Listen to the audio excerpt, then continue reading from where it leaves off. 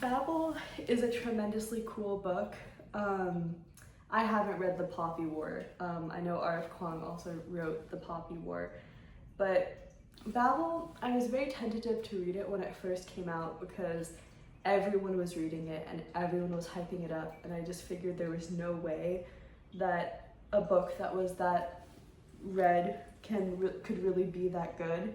I have that kind of contrarian perspective where I just feel like I'd never want to do what everyone else is doing because I'm somehow special and important, but it's not like it really changed anything that I didn't read it when I did. But I had one of my very close friends who is literally like the only person who ever talks to me about books recommend it to me again, and I was like, I trust you. Like I read 2 other books by her, Woman Eating, not by her, like recommended by her, Woman Eating and The Historian, which were both vampire novels, and I loved Woman Eating. That will be a separate video, but Babel was so different from both of them, and I was surprised because I thought of Babel as like more of a young adult book, and I guess it is.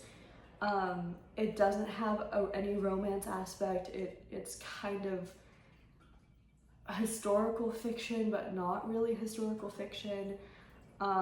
It takes place in 1828-ish, around that time period. And I was like not really super excited to read it, but I brought it on the plane. I literally think I read this in like 2 hours, like 2 or 3 hours. I just went through it, and it is 542 pages long, and it was just like turning pages. Like I was just totally hooked, and I would say the one kind of downside about this book is that there's some insanely thick footnotes, and I don't usually mind footnotes, but some of them got in my way so much where I'm just like, so here's the page, the footnote is this part, like this whole part is just footnote. Rebecca F. Kuang is a Marshall Scholar, Chinese English translator, and the Hugo Nebula Lotus and World Fantasy Award nominated author of the Poppy War trilogy and Yellowface. She is currently pursuing a PhD in East Asian literature and languages at Yale. She is so smart, and you can tell from the way she writes. She does not hide how smart she is. She is very intelligent. Sometimes a little bit too intelligent for me, but I love it. And the whole point of this book is intelligence. I mean, it takes place at Oxford? Yes, at Oxford. And it's just like, I almost want to read the introduction because it was, okay. The author's note on her representations of historical England and the University of Oxford in particular. That's how it starts. And also, like, I think my favorite part is where she's talking about how, oh, here it is. For those familiar with Oxford and thus eager to cry, no, that's not how things are, I'll now explain some peculiarities. Man, I cannot talk. The Oxford Union was not established until 1856. So in this novel, it's referred by the name of its predecessor, the United Debating Society, founded in 1823.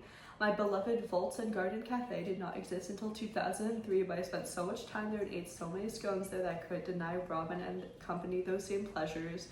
The Twisted Root, as described, does not exist, and as far as I'm aware, no pub exists in Oxford of that name. There's also no Taylor's on Winchester Road. Like, continue, and oh my god, there's so much. And then she's like, for instance, I'm aware that oysters were a staple of the early Victorian poor, but I chose to make them a delicacy because that was my first impression of the 2019 May Ball at Magdalen College, Cambridge. Heaps and heaps of oysters on ice. And I don't really understand. I know that someone, like the 1 or 2 people in the world would be like, that's not a real accurate representation of Oxford. Oxford does also not have a magic college on top of it that specializes in silver work as a way to develop their magic. Maybe they do, but I do not think they do. And at no point does she say, actually, there's no silver magic at Oxford. This is a work of historical fiction. Fiction means fake. And I know that she used Oxford as her setting, and I'm sure some of it is very accurate, but it's just like, there's no reason to give an entire preamble about what is different. Like, it's fiction. Of course it's gonna be different.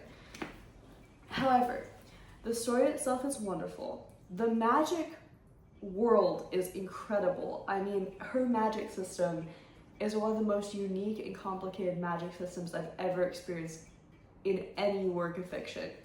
Like, there's a couple that are like different and kind of similarly complex, but hers is so unique that it's hard to even compare them. I'm trying to think of, I mean, I could do a whole video talking about her magic system, and I'm sure no one is going to comment on this video at all, but if they do, let me know if you want a video on the magic system.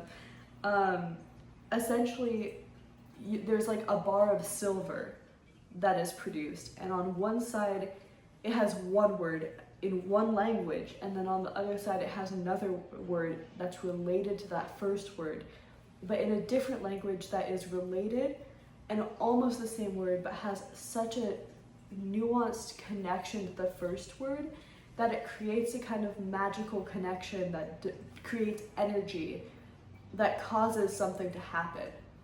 So for example, if you wanted like a light turned on, you'd have a word that means like light on one side and then like illumination on the other side, but with a slightly different context, slightly different meaning, but in two different languages. So like you could do English and French, or you could do like French and Mandarin, or you could do Mandarin and Spanish, but they're always different. And one of the coolest parts is that you have to be like fluent enough in both of the languages being used in the magic system in order to connect them in that way.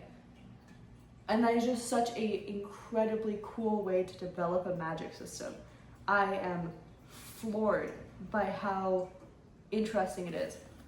Another one of my complaints about the book is that I think one of the coolest characters was absolutely snubbed, and I am very upset that there was not as much discussion of Creole in this book. I think that the character who uses Creole should have been fleshed out more.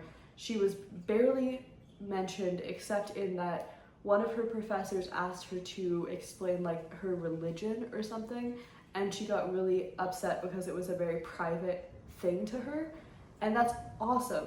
But I want to know where she came from. I want to know how she got there. I want to know her whole family background. I want to know everything. Like, it's so interesting that in 1828 there would be a Creole student who is so angry at like French for being so like different but like the same, and she speaks French and Creole and English, and I think she's fluent in at least 2 other languages, but I need her. Like, I need a spin-off or something, because there was not enough about her in this book. It was a good book, but I do have notes. I'm kind of frustrated by some of it.